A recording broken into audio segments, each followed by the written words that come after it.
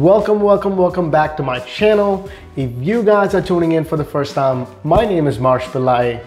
Let's get to the video. So now let's talk about what I learned from it, right? So what are some of the pros of Turo, right? So the first one is the extra income, right? Most of the people that has two cars, they don't make money on the second car, it just sits.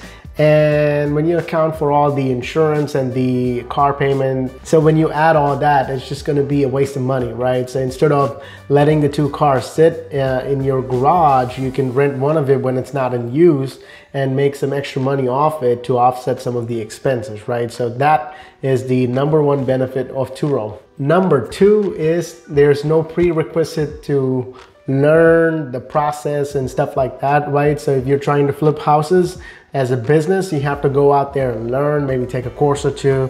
But with the rental car business, there's not a lot of things like prerequisites for you to learn. You just sign up and take pictures of your car, put it in the platform, and before you know, somebody's gonna rent it, right? So it's very easy to adapt and to start. So that's number two. Number three is extra passive income. I know the word passive income has been thrown around vaguely and loosely for the last 3-4 years, but this is something that I would consider to be truly passive income, because other than taking pictures and putting your car in a platform or a website, basically you're not doing a lot of work, right? So somebody's gonna rent the car, they can pick up the car and drop off the car if you set it up that way. And it's more like a true passive income in my opinion, right? So that's benefit number three of Turo. Now, let's talk about the cons of doing Turo, right? I've done this over a period of 2 years, and I've done 30 trips where other people have rented my car 30 times. And these are my experiences, right? So number one, your car wouldn't be treated as you want it to be treated, right? So most people, when they rent a car, they treat it like shit. And I'm sorry, I have to say it, but that's the truth, right? They don't care to give the same amount of respect or maintaining clean and stuff like that, like how they would do for their cars, right? So if you love your car, they're gonna treat it like shit if you put it on Turo. So that's number one con of doing Turo. Number two, you're going to lose your peace of mind.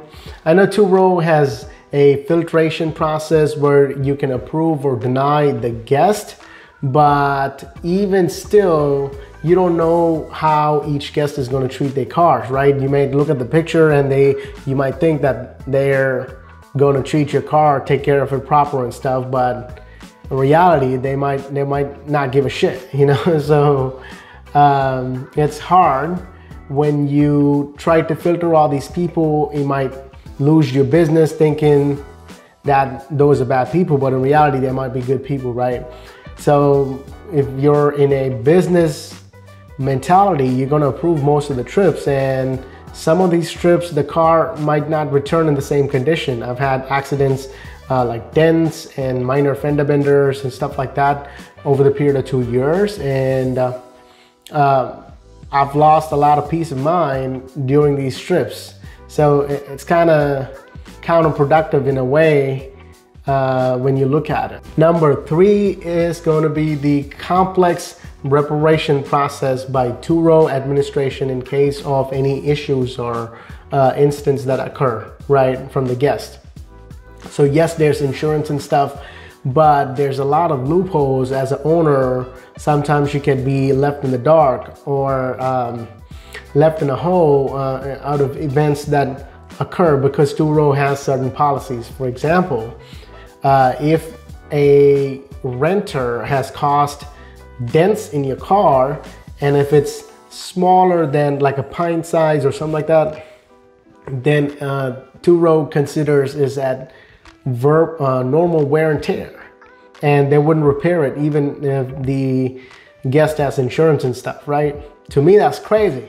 If you love your car and if the people have put a lot of dents like that by standing on the car, maybe for a video shoot or something, and Turo considers that as a normal wear and tear, that's fucked up, you know? So stuff like that, right? It has a lot of complex policies that leaves the owner in loop in the hole. So those are some of the cons of doing Turo. Now let's get to the question of the hour.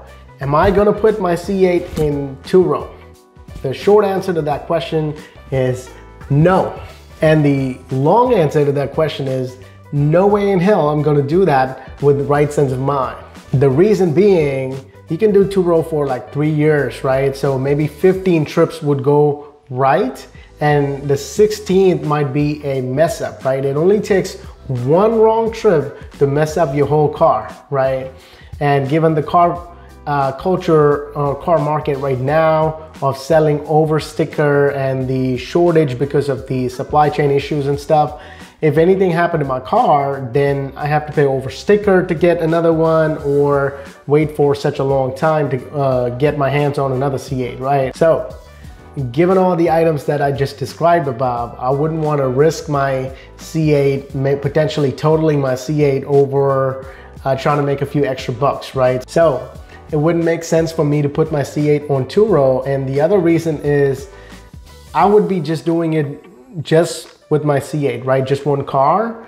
And you wouldn't be able to scale up your business and make a lot of money. So it wouldn't make sense because I just have one car. So if somebody's doing Turo as a business and they have like a fleet of vehicles where they can scale up, instead of one, they have like, let's say 15 cars, 25 cars, right? Their profits and everything doubles and triples and multiplies. So in that case, it might make sense, even if it involves losing a car or two, right? But given the condition I'm in, I can't risk to total my C8, so I wouldn't put my C8 in Turo. And so it is safe. So this wraps up today's video. I hope you guys found this video fun and educational. With that said, I have so much more on this channel coming. Make sure before you leave, hit the subscribe and like button. And I really appreciate that. And I'll see y'all on the next one.